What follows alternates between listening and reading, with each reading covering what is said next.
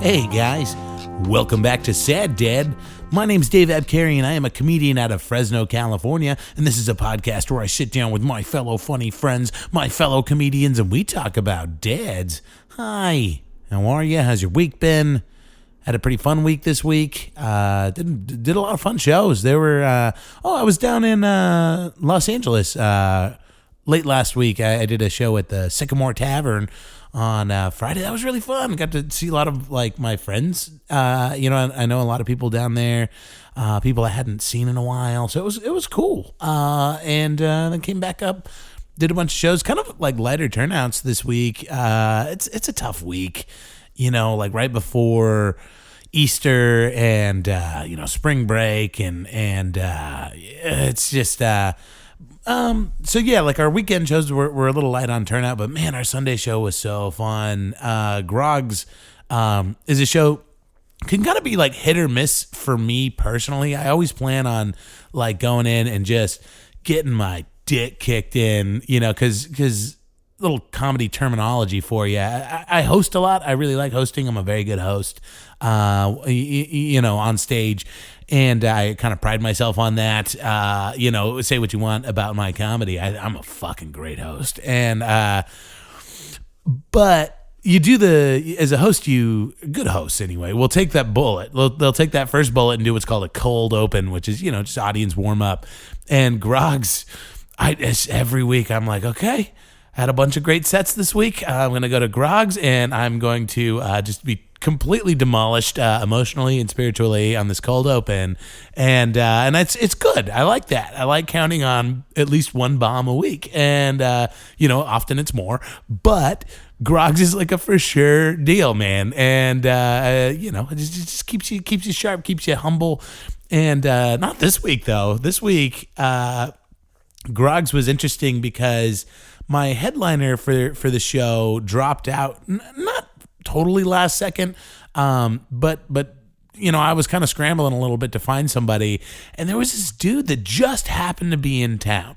He just happened to be in town. His name is John Bennett. He's a comedian. He's originally from Australia, and comedy in other parts of the world is very, very different than what we do here in America. In the United States, you build your comedy act basically 5 minutes at a time. You start off, you work your way to a tight five, and then, once you kind of have that freshman tight five under your belt, you've technically got an act at that point, and you can start doing booked spots. You can start opening on shows, and you can kind of like, move a little further past the open mic scene. And then, you kind of build your act in basically in blocks. You hear a lot of comedians use that terminology, and I think of it in those same terms. You just kind of 5 minute chunks, man. And it's so different in the rest of the world. If you're in Britain or Australia or any of these other, New Zealand, they don't do it that way. You build an hour, like you do an hour of comedy. That's what you're building towards. And I guess, in a sense, we are here in the United States too, but we're doing it very differently. And for them, it's much more about the presentation, and it's about the quality of the content. It's not necessarily about hitting those punches, every 30 seconds to 45 seconds like we're looking for. 15 seconds you need a punch, or you at least need a tag. And John came in. He had reached out to us before, and we were all booked up. He ended up doing a guest spot on our Friday show, which I wasn't there for. I was down in LA. And then Danny, my partner in crime, knew I was looking for somebody to headline on Sunday. And he's like, hey, what about this John Bennett guy? And I was like, yeah, cool. And so I met John, hadn't met him before, super nice guy. And it was so funny. He's like, how much time do you need me to do? And I was like, it's just a 20 to 25 minute guest spot. He's like, or headlining spot. And he was like, oh, cool. He's like, I just did 2.5 hours last night. This is going to be great. So yeah, it was Sunday show was really magical, and I had a lot of fun cold opening that show. Got really goofy and had a lot of fun. The audience was really fun. John was great, and so yeah, Sunday normally my favorite show of the week is very rarely our grog show, but this week it was just something special, and I really enjoyed it. And then Monday and Tuesday were fun too. Had a great headliner up for those two shows. Amanda Cohen, who I actually did a Sad Dad with. I'm going to release next week. It's really good. Her dad's her dad's a really, really interesting dude too. So I don't want to spoil it. That'll be next week. And so yeah, and then tonight I'm recording this on a Wednesday morning, and we've got our Wednesday show.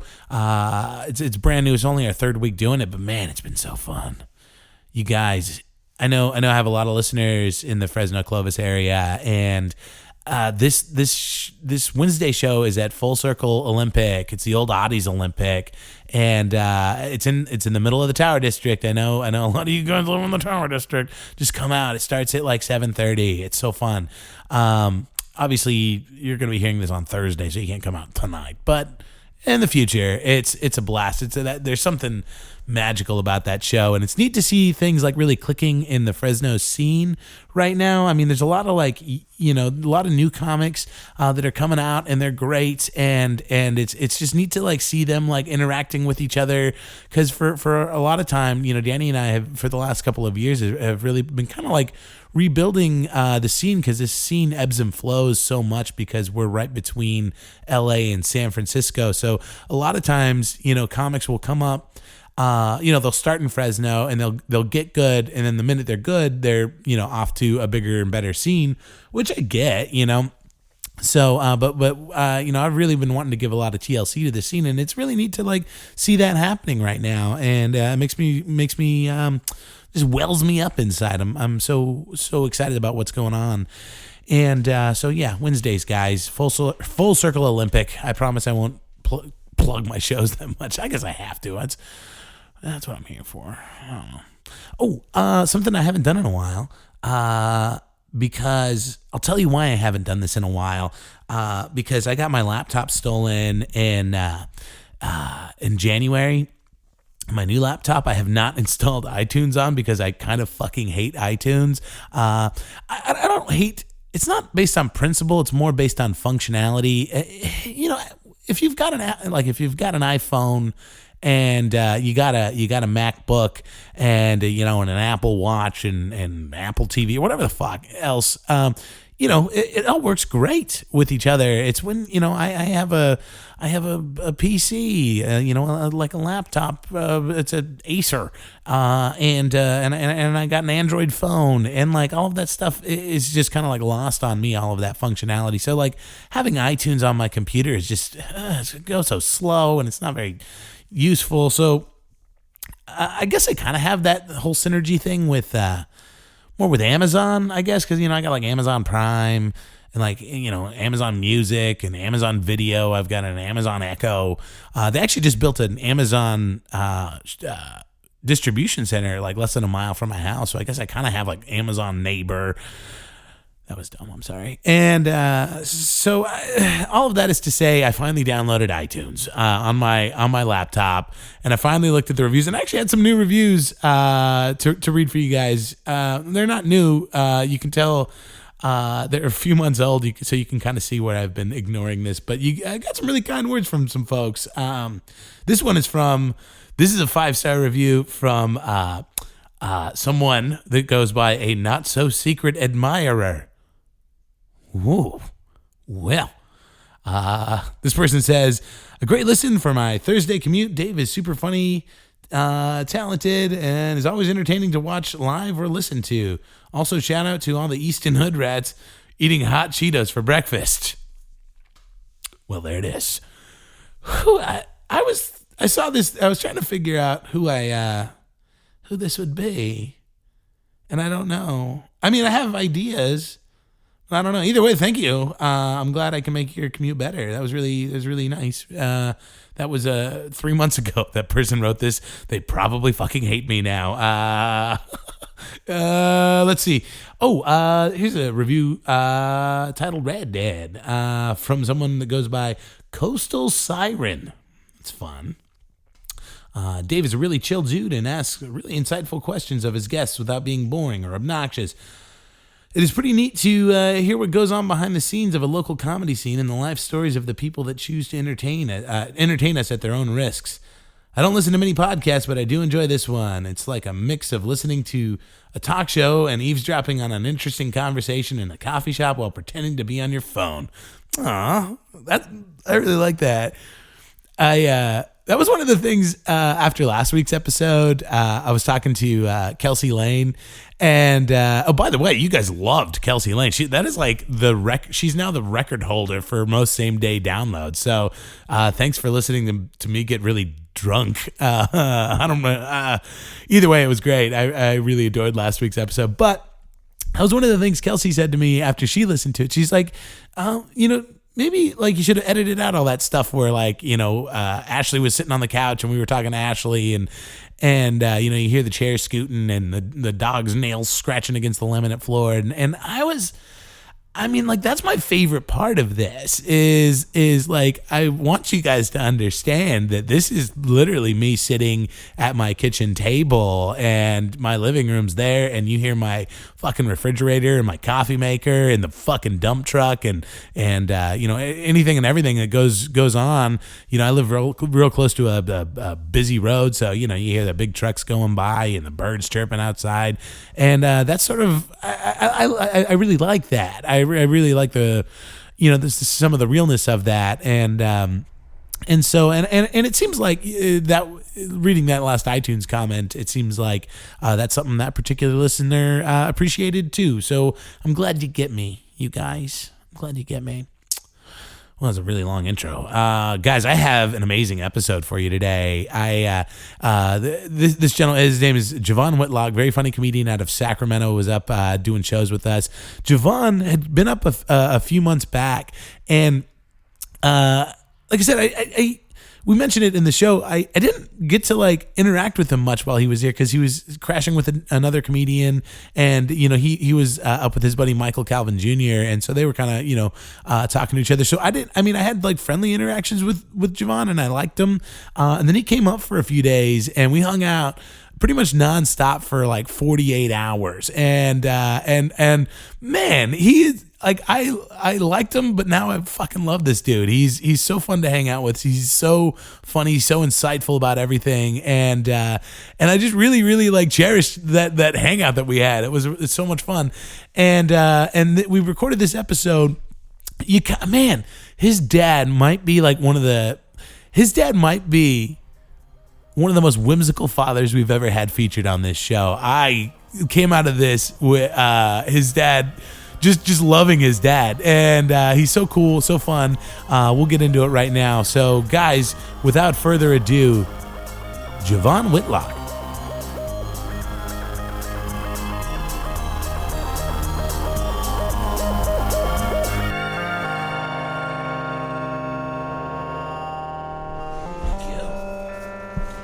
Check 1 2 1 2. Okay, cool, man.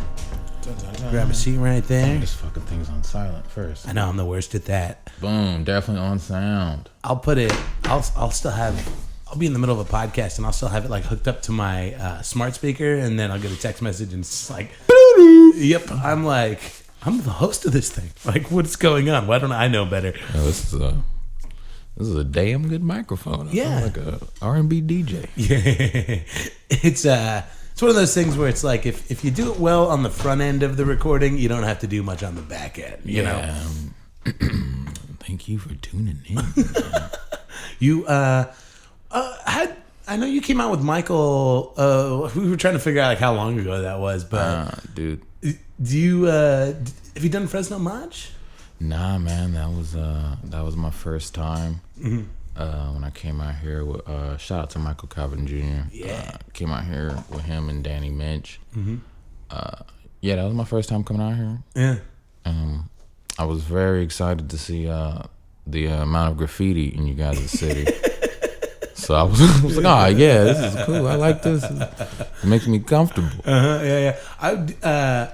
Because we brought you back out for this run, and I didn't really because you guys were crashing with Greg that weekend, and I was like, we had like friendly interactions, but I was like, yeah, Javon's a cool dude. But then you got here yesterday, and we started talking, and then it turns out you're a big video game nerd too. Oh yeah, fucking huge. I used to have a Surprise! I used to have a fucking Game Informer magazine subscription for like 2-3 years. Hell yeah, man! Actually just because I was doing the GameStop thing, and when you sign up for GameStop, they give you Game Informer for like free. Really? Yeah, and I just ended like a year-long subscription of Game Informer, but it's not like it used to be.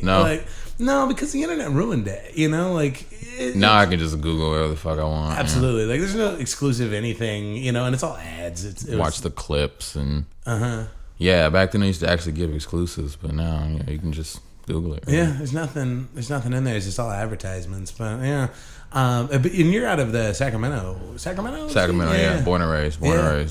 What's that place like? Man, Sacramento's interesting, bro. Like I tell people that I feel like we're underrated, man, because we have 3 major comedy clubs there. Mm-hmm. The last 3 winners of the NBC stand-up competition are, hail from Sacramento. Yeah. Shout out to Kyrie Shabazz, Mikey Winfield, and J.R. de Guzman. Yeah. Like we have a lot going on, man. And like I tell people, like when I go to other cities and try to mic, and then when I come back, I'm like, bro, we're spoiled out here. Yeah. Like, yeah. We legit can come out and get 5 to 10 minutes. Like, go to LA and try that. Yeah, it's impossible. Go to New York and try that. You guys have a lot of killers. Because you guys also have, wasn't Miles Weber out of your scene? Miles technically is I believe he's Vallejo. Oh, okay, gotcha. What about DJ Sandu? He's so fucking funny. Yeah, DJ Hale's out of Sacramento. DJ's so fucking funny, dude. Yeah. DJ is one of those guys that, like, if you it's terrible to hang out with DJ because he knows so many people. You will never be able to have a quiet conversation with the DJ Sandu in public because he knows so many people. He's so nice too. Yeah, like, he's a cool cat. Like he hung out for a weekend. He came out to do like a run of shows like you're doing.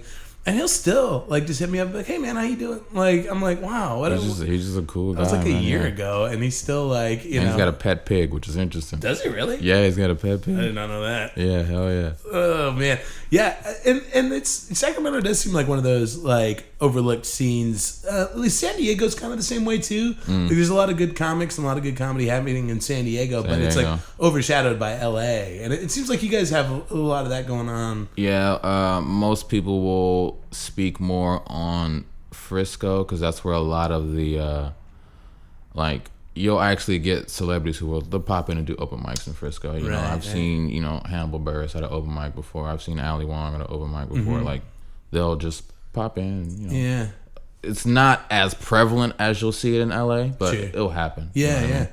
You'll get Dave Chappelle at a mic randomly. Like it happens, but it's not as prevalent as it would be in LA. Right. I mean, in that scene, San Francisco, it's just about as bad as LA in terms of mic time too. Like, yes and no. Well, the timing probably, but it's Frisco, so they have hella mics out there. Like, that's cool. Yeah. I mean, LA's the same too, though. You know, in LA, you'll get like I said, I went to a mic at a Hooters. You know what I mean? Like. Fucking who would have thought that they'd have an open mic at a Hooters, but they got one. So, LA's the same way. I mean, Frisco's the same way. I had one.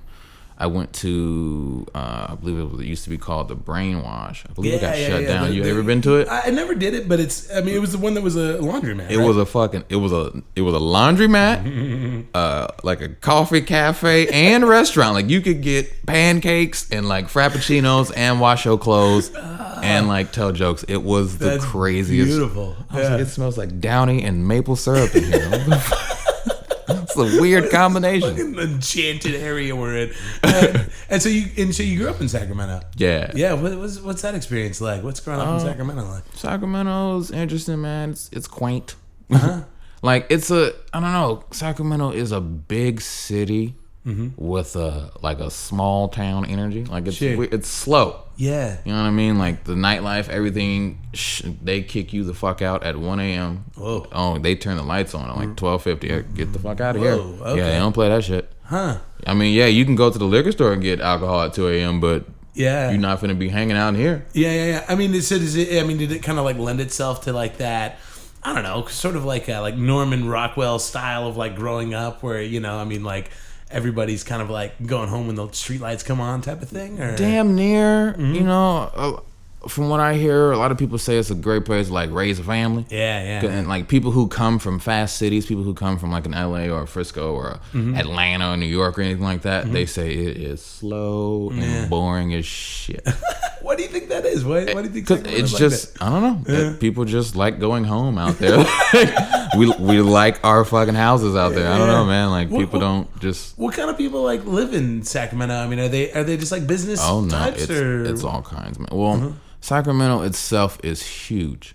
Like that shit expands from the county. And, you know, it's from Elk Grove all the way up to like Roseville. So like you get everything. Like it's huge. So you get there are legit millionaires out there. People who drive fucking Ferraris and live in 12-bedroom houses, and then we got crackheads. Like we got it. I mean, like we got it all out there. Like it's fucking.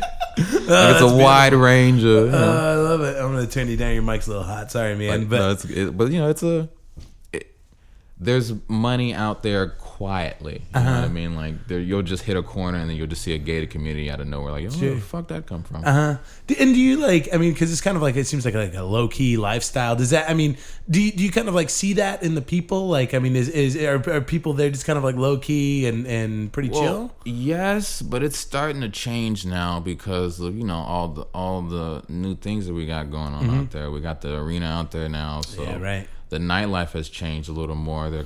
And we just got the new law where they're passed, where you can now, as an option, it's not a mandatory, but it's an option now where you can serve alcohol to 4 a.m. if you so choose. Oh, wow. So you know, we got that new law, we got the new arena, we got, you know, the new clubs opening up. Like it's so there's a lot of things changing. Yeah. But I mean, we'll see. Yeah, we'll see. It's still pretty quiet.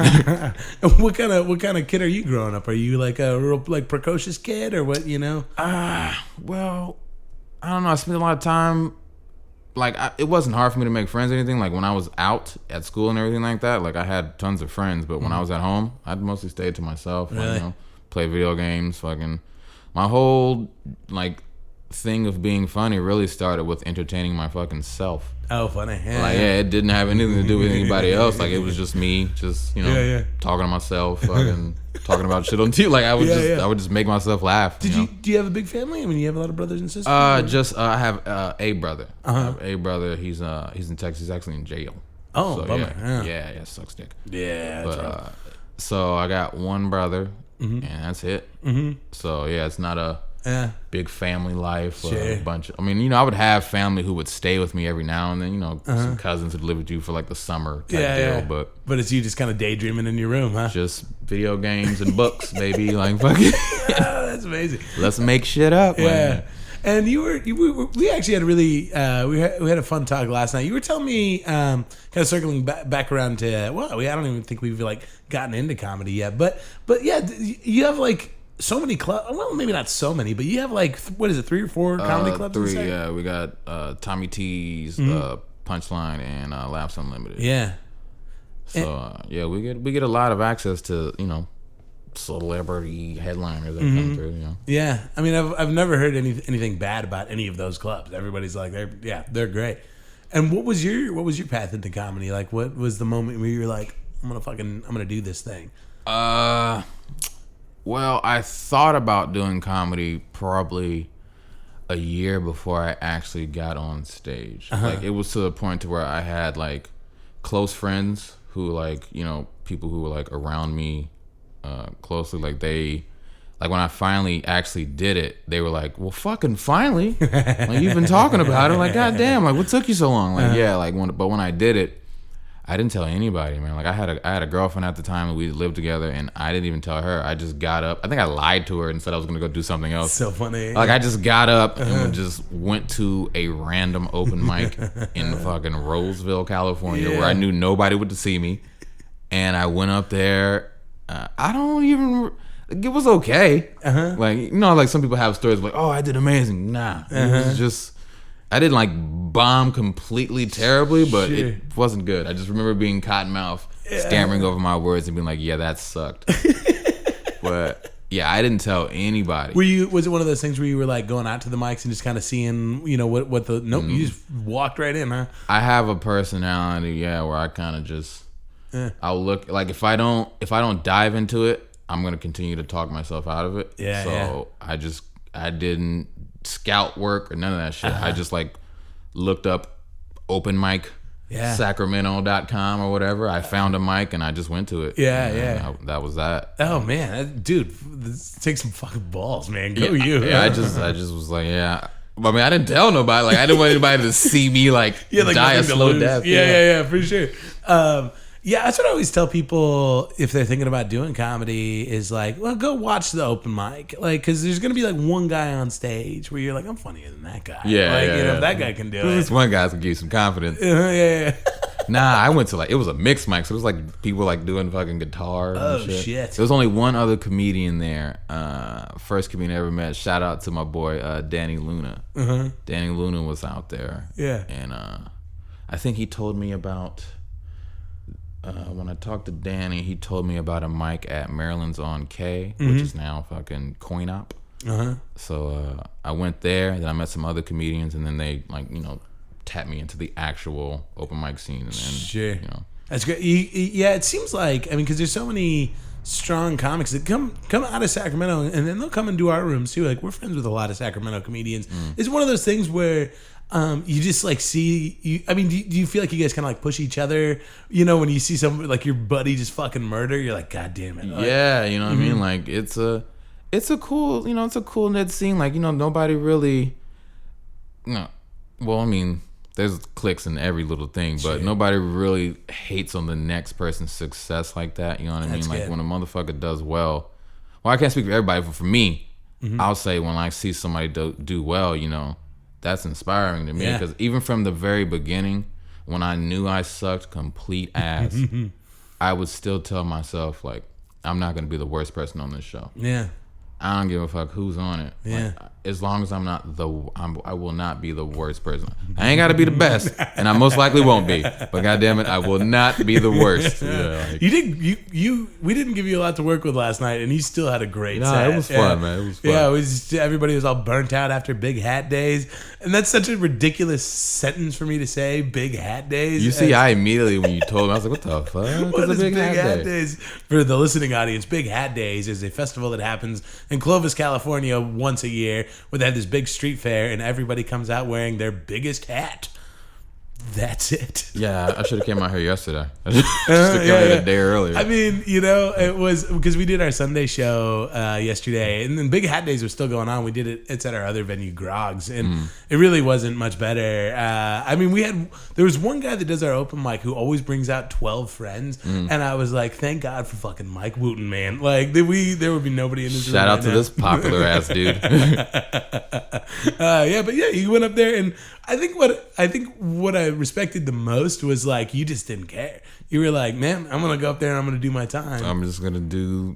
At the end of the day, this is a bunch of people who have never seen me before. Sure. So just it was fun watching some of those open micers sweat though. I mean, I was getting a little sweaty too. I was like, man, these guys have all heard everything 1,000 times. Yeah, I remember that. I remember doing your same 5 minutes. In front of the same 5 friends, you know what I mean? It's like, fuck, I gotta do this again. Yeah, it's draining, but that feeling right there is the feeling that'll drive you to create more shit. Yeah, you start feeling stagnant. You know what I mean? Well, for sure. And I think and that was what I was trying to tell the guys. It's like if you're nervous up there, just fucking like just be nervous and like be scared. I mean, I came away from that last night. I was like, man, I haven't done that bit in so long. I'm gonna start doing that bit again, and I found this new tag on this silly old thing. It's those types of. I mean, everybody would love to have like a banger show every time, but sometimes it don't work like that. I notice on shows like that where if where I feel like I got to keep the energy up, or it's a show or like the normal punchlines aren't hitting as hard as I like, I realize that I start throwing random tags out there off the top of my head. Yeah. And some of them be good. So but even those rough shows, like they help like create shit for me, That's real. Growing up, were you like a comedy nerd? Were you like watching a lot of stand up? Not super young. Well, I think I got introduced to comedy at about Nah, I mean, I would always like see like clips of like Comic View or like this, that, and the third. But as far as like actually listening to stand up comedy, probably about 9 years old, 9 or 10, I found Paul Mooney's Race. His special was called Race. It was just a CD. I found that shit at my uncle's in his attic. Wow. Yeah, and he was just like, yeah, I mean, if you want it, you can have it. So me and my cousin listened to that thing. I could probably quote it. Like, if you turned it on, I could probably quote the whole thing. Like, I listened to that thing. Yeah. And here's the thing. There's no reason a 9-year-old should be laughing at nigger vampire. You know what I mean? Like, there's no reason I should be laughing at stuff like that. But it was hilarious to me. And connected with you. Yeah. And I listened to that thing dozens and dozens and dozens of times. And after that, I think I was probably introduced to the Chappelle Show. We also had Paul Mooney on it. Yeah. And then that same uncle ended up buying my mom.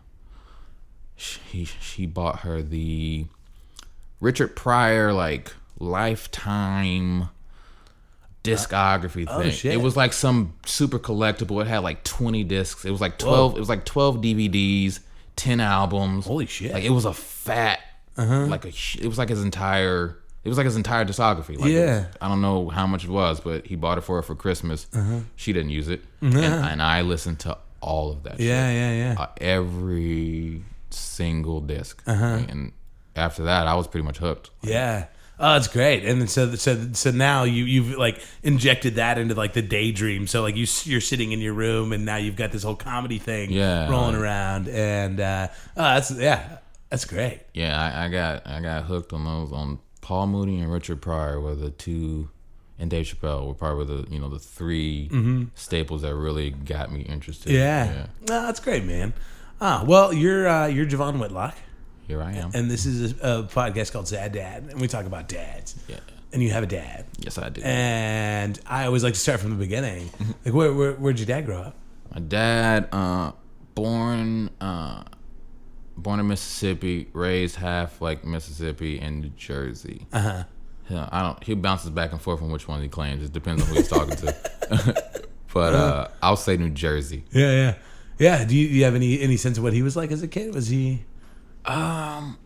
He talks about it being rough. Like, he talks about like, fighting people like in the projects and shit. Really? Like, he talks about it like it being very difficult. Like, yeah.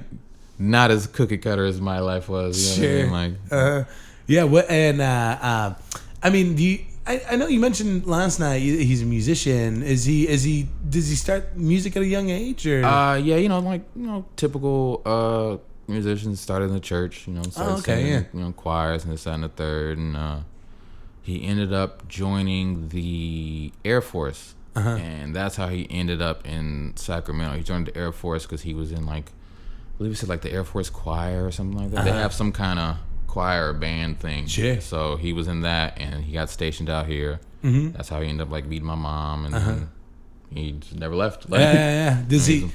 I mean, and so like that move from Mississippi to Sacramento comes a little later in life. Then so it was probably in Mississippi up to like 8, and then he was in New Jersey up until I think like 18, and then 18 joined the Air Force, moved to Sacramento. Yeah. Met my mom at like 21. Yeah, you mentioned the church thing. Does he come from like a really religious family or? Not really. I mean, it's fucking black people in the South, so I mean, it's super church. Yeah. Church life, baby. Does he ever talk about New Jersey? I don't know if I've ever met anybody that grew up in New Jersey before. Yeah, New Jersey is rough. Rough. I've been there multiple times. Yeah, that shit is rough. Really? Like, I tell people when they talk about like certain hoods and certain places, I'm like, nah, dog, you don't know poverty. Like, you go out there and see an entire project building boarded up, like 2,000 units, just abandoned, with boards on the window, doesn't. And you're just like, I don't know how many dead bodies and crackheads are inside those buildings, but it's got to be a few. Oh man, you know what I mean? Like it's like a haunting, you're just imagery, and it's just in the middle of the city and next to a Starbucks, and we're just like chilling. Like, what the fuck is going on? Do you still have family out that way? Yeah. I still a lot of them have left to. They moved back to the South. A lot of them in Georgia, but I still have a few that live in New Jersey. Yeah. But yeah, like half of them have left. So there's some here, some in Georgia and Mississippi, and then there's like a few left in New Jersey. I went. Danny and I we went out to Louisiana last year doing comedy, and How was that? It was it was interesting. Like we weren't in like a cool part of Louisiana. Like we were in There weren't any beads and titties. Right. It was like the northwest corner. It was just like sleepy, like little town, like twin towns, Alexandria and Pineville, and like they're separated by like a bridge, and they're like this whole Twin Cities thing going on.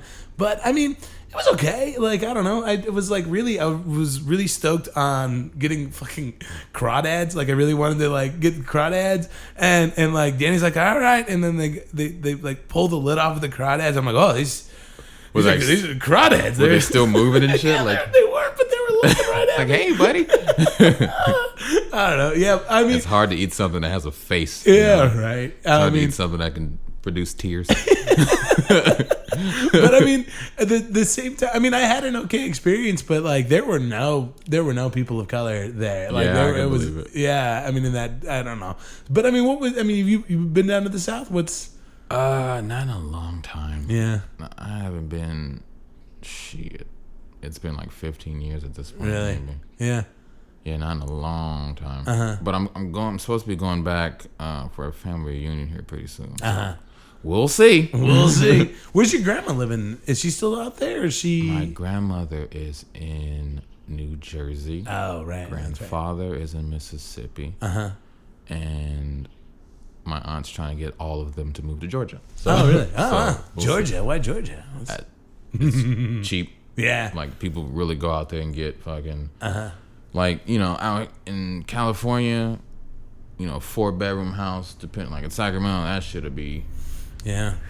600, 700, 800,000. Georgia, that shit is 200. Yeah, dude. Well, and it's cheap too because like Hollywood's like filming all their shit out there right now. It's like, 200-300 grand, you'll get an 8-bedroom house. Yeah. It's just ain't no jobs out there, so good luck. Like, I don't know how you gonna pay for it. Is that like your aunt's dream? Is just to have everybody under like one roof? And Yeah, living? she like fucking, she retired early and did, went and got the big ass southern house. So she's just out there in this big ass house by herself, bored, like come enjoy these 7 bedrooms with me. And we're like, no. Yeah, that's so funny. Does your family do you feel like your family would all get along, or do you guys all like murder each other? Nah, it would be rough. It would be rough. Yeah, because she's pretty religious. So yeah, it would be like, yeah. she'd have something to say about like rap music being played. Sure. Yeah. So. What's your family's take on you doing comedy? They pretty much all enjoy it. Yeah. They pretty much all enjoy it. I have a Facebook Live show that I do called Blunts and Bullshit, where like I'm like smoking weed and like just talking about stuff and bullshit. And Yeah. my grandmother watches that. Really? Yeah, she watches it from time to time. I'll see her freaking like face, like a little face bubble pop up, and I'm like, nah, she's cool. Only thing is, she cusses me out about the fact that she can't show any of her friends. Oh, that's funny. She was like, mind you, she had a stroke, so she has like a speech impediment, so she speaks really slurred, but she cusses like a storm. Like you can understand the cuss words too. Like you can understand. Those are the only ones that are cutting through. You can understand the fact that she's cussing you the fuck out. You know what I mean? Like, oh, that's funny. but she was just like, yeah, Bill, like, can you send me something that like I can show? She's like, how the fuck am I supposed to show my coworkers you smoking weed on the goddamn internet? How the fuck? I'm like, yo, I love you though, baby. Like, go, grandma, you can't cuss me out so aggressively and say you love me. That's so funny. And I mean, I know we got a little off topic with the dad thing, but like what? And so like your dad, like, I mean, is he really like? Does he get real serious about the music thing? Or? Yeah, no, he still performs. Yeah, Does he? He's like, he's dropped like albums and singles. No shit. What does he play? He just does. He sings. He doesn't play any instruments, but he is in a band called the Nibblers. Oh, that's cool. Yeah, he's in a band called the Nibblers. They do a lot of like different festivals. Yeah. Up and down, like the West Coast, Oregon, Washington. Yeah. California. So your dad's like a legit like professional vocalist. Yeah, no, he gets. I've seen him cash some real checks doing that shit. Really? Good for him, man. Yeah. And it was just like one of those things that like from a young age, he was like, oh, this kid can fucking sing. Yeah, so, the mainstream industry side of it didn't necessarily bloom the way it could have, but it's still, just like comedy, even though you don't get the HBO special, doesn't mean that you're not right. You're feeding yourself. Well, yeah, totally. And I mean, I don't know, like, because at that point too, it's almost more pure. Like you're kind of just doing it because you like to do it, not because you're like chasing this like impossible thing. Yeah. So I mean, gotta get that platinum. Yeah, I almost respect that way more. In a lot of ways. And so. But what kind of like does he do like different genres or is it? Yeah, like he has his own music that he's like written and like performed originally by him, and then there's other like cover songs he's done as well. Yeah. The band The Nibblers, I think they are a combination of like original and cover. I think they have like original music that they've written. Yeah. I believe they do both. Right. And does he at any point? I mean, does he have a day job or is he? So he drives Class A trucks. Oh shit! Like an 18-wheeler dude. Is that what he was doing when you were growing up? Yeah, pretty much the entire time. It's always been like, because there's like cross country and then there's like inner city. It's always been inner city. Oh, that's cool. So you got to stay like local. Yeah, so I've seen him work for like Budweiser. Pretty much anything that ships stuff, he's worked for. Yeah. Albertsons, Budweiser, freaking Safeways, and stuff like that. How does he end up meeting your mom? Oh God, I should know the story because he's told it 1,000 times. It's all right. Oh, they met at a park. Okay, they met at a park. Just at a park. My mom showed up on a motorcycle. I guess she used to ride a motorcycle. Did not know this about her. Wow, I've never seen her ride a motorcycle ever in life. Never even seen a picture of her own. Badass, yeah. But I guess she used to have one. She rode up to the park on a motorcycle with a basketball. She hopped off and started like dribbling, and I guess my dad was just oh shit, like who the fuck is this? Like it was just one of those moments. He was like, who the hell's biker lady? Your dad, the singer, is swooning over the motorcycle. The freaking motorcycle chick. Yeah, I love that. And I guess she was friends with a mutual friend. He asked him to introduce her, and then it's a pretty. He hounded her after that. Yeah. You know what I mean? Like, did she dunk all over him? Was your dad a good basketball player? No, my dad can't play basketball. No, I can't either. I think I don't know. I've never really seen my dad get super athletic. He said he used to play tennis. Okay, but he's not let's get in this pickup basketball game, dude. Like, he's not that guy. Not a sports guy. So you guys, did you? I mean, does that? Because my dad wasn't a sports guy either, and I didn't grow up watching sports, and so as I got older, I didn't know anything about anything. I played them. I would play sports. He would. My dad's the type of person who would support me in anything that I say that I want to do. Yeah. So I had to learn to make sure I really want to do this shit before I get to saying stuff. You know what I mean? So like, because if I even mention it, I'm in it. Oh shit! Yeah. Say the word karate, goddammit. You were in karate class the next week. Yeah. Like, so I gotta really make sure I want to do this. Yeah. So yeah, I've done like a couple months of soccer, some weeks of karate, some months of basketball. I don't even remember. Like, I played football like in high school and like college, but I don't even, to this day, I still don't remember what made me want to get up and go play it. I just one day was like, hey, I want to play football, and my dad was like, all right. And dude, that's pretty. I don't even remember what made me want to do it. But I got out there first year. I sucked dick. I was trash. Is it? I think like 7th game of my freshman season, this guy got hurt. Then I got in, and somehow I ended up getting better. And went to varsity. played a year of college, and then that was it. Hell yeah. And your dad's standing there cheering the entire time, huh? Yeah. That's rad. It's cool that he just kind of like, I mean, it's, yeah, that's really sweet in a lot of ways. Yeah. Like, for him to like just dive in head first to whatever his son wants If to do. that's what you want to do, you better make sure that's what you want. Okay, so fuck it. This is sad, Dad. Let's talk about it. My dad, since I'm saying how he would support me in anything, I remember there was a day he was dyeing my mom's hair. I don't know why he knows how to do hair, but he does. He was dyeing my mom's hair golden blonde, and he was putting finger waves in it. And I remember sitting at the stairs going, Dad. He was like, what? I was like, I want that. He was like, what? He was like, you want your hair like this? I said, yes. Fuck yeah. Do my hair like that. He was like, are you sure? I said, fuck yes. Do it. He goes, all right. This motherfucker didn't talk me out of it. He didn't try to warn me. He was just like, yeah, all right. You want a honeycomb on your head? Let's do it. So he dyes my hair gold and then puts finger waves in it. And then to top it off, he let me take school day pictures of it. So I'm in somebody's yearbook.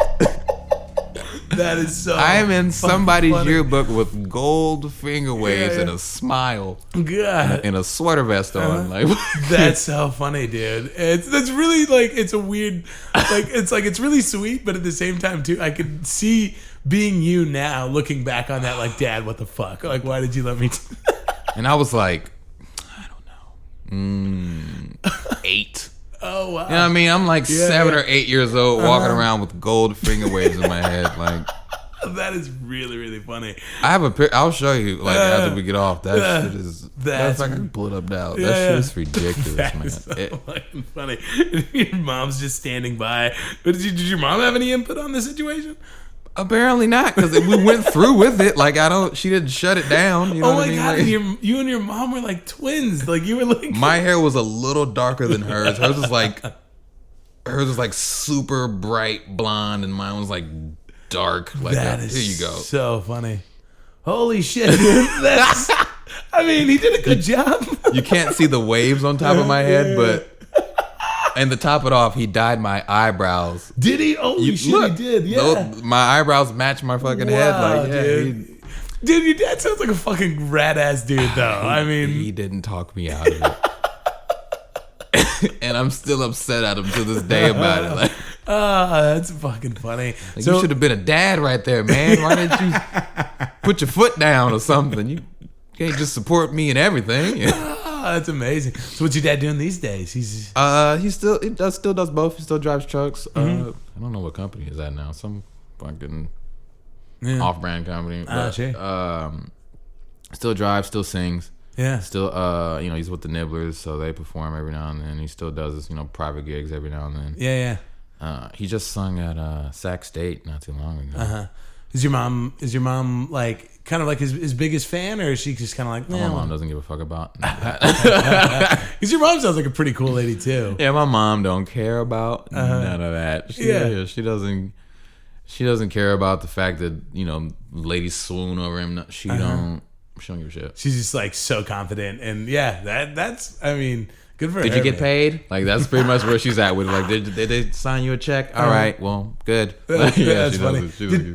Was your mom working when you were growing up too, or was she? My mom always worked. My mom's always been like the quiet, stable job lady. She's fucking like.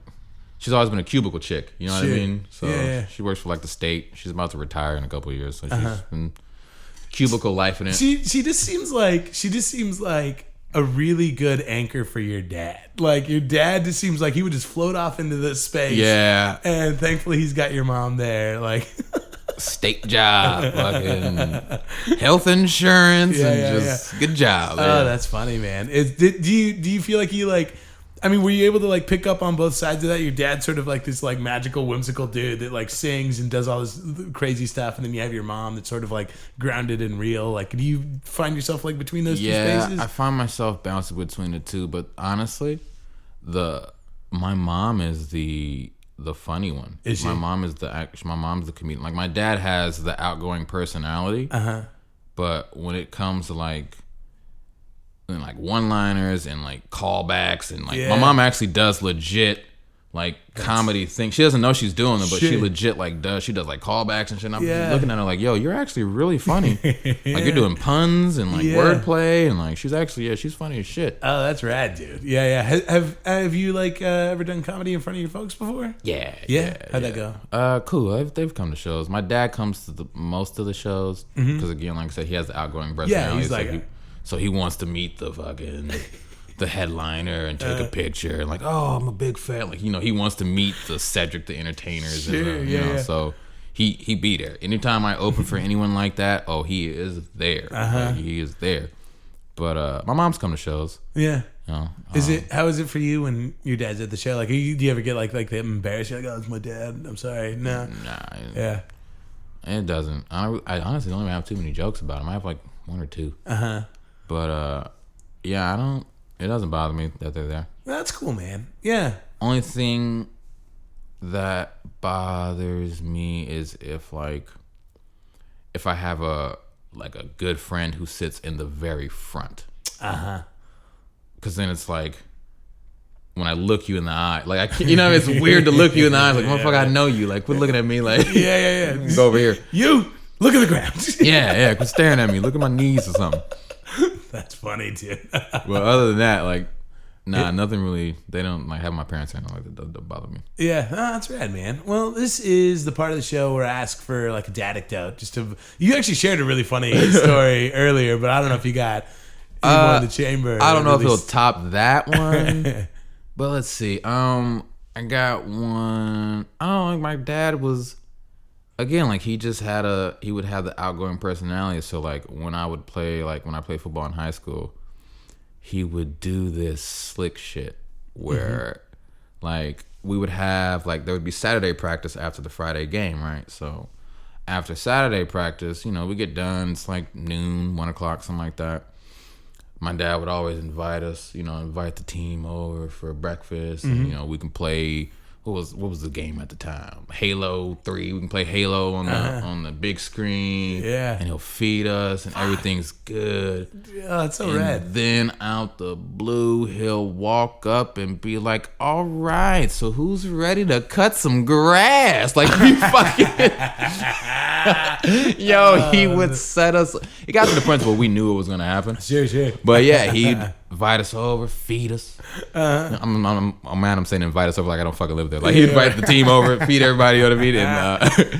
And then I enjoyed it because it was less work for me. Fucking everybody come on and help, goddammit. Like I'm not doing this shit by myself. So it actually worked. Oh yeah. The food was good, so people legit were just like, it got to the point where they would look at me and be like, all right, y'all want to go get something to eat and do some work? Or y'all want to say fuck it? Like, I'm hungry. Come on, man. Let's just go cut some grass. It's not that serious. Go rake some leaves. It ain't that bad, man. It ain't that bad. Hang it out. There's 12 of us. It'll be fine. It'll take 30 minutes. You know what I mean? Oh, man. Dude, Javon, you've been so much fun today. Yeah, it's fun, man. If people want more Javon Whitlock in their life, where can they find you? You can follow me on everything, man. Facebook, Twitter, Instagram. It's all the same name. Cool. At Javon Whitlock, JAVON. WHITLOCK. Hell yeah. I always post my shit, when I'm having shows, clips, blunts and bullshit episodes, this, that, and the third. So follow me and all of that, and you'll be able to catch all the info. Hell yeah, man. I'll put your handle in the show notes. Yeah. So cool. Awesome. Thanks so much, man. Yes, sir. Peace.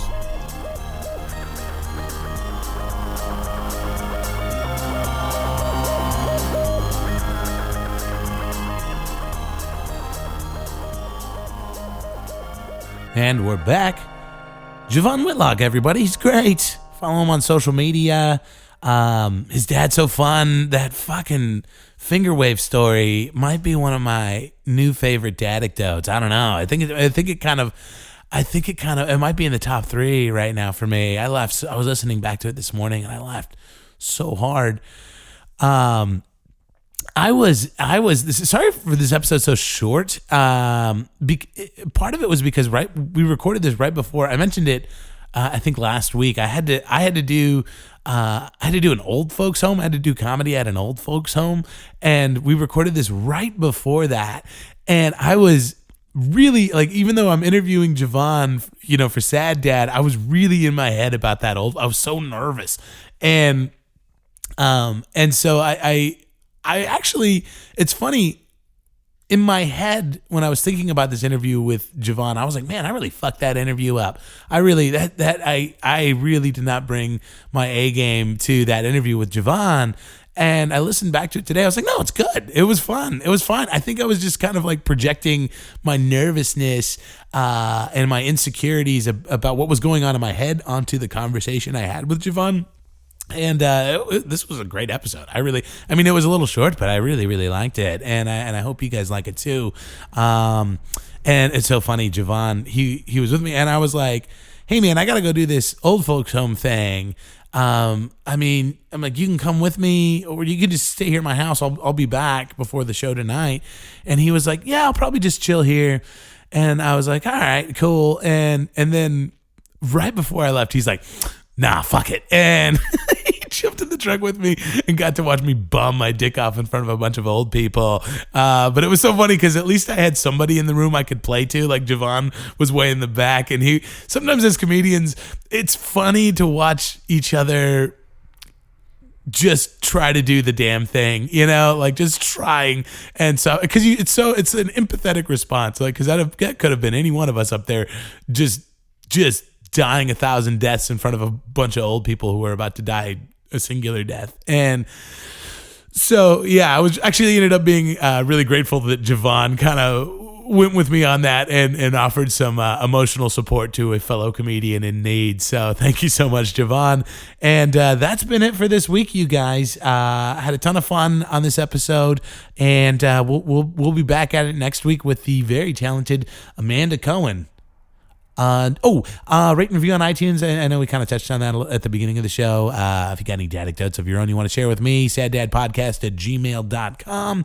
And if you want to support the show financially, Patreon. I'll link the Patreon in the notes, as well as Javon's social media handle. So give him a like and a follow and all that fun stuff. So, all right, guys. Adios.